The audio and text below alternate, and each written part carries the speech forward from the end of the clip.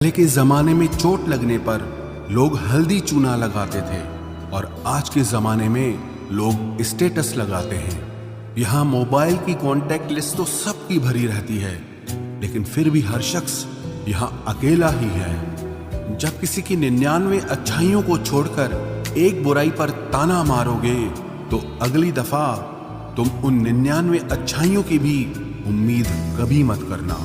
ऐ वक्त तेरा लाख लाख शुक्रिया, मैंने जो भी सीखा है तुमसे ही सीखा है।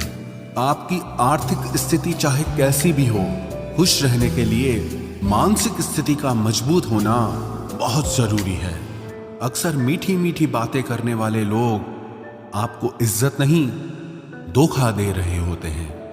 जिंदगी में अमीर से ज्यादा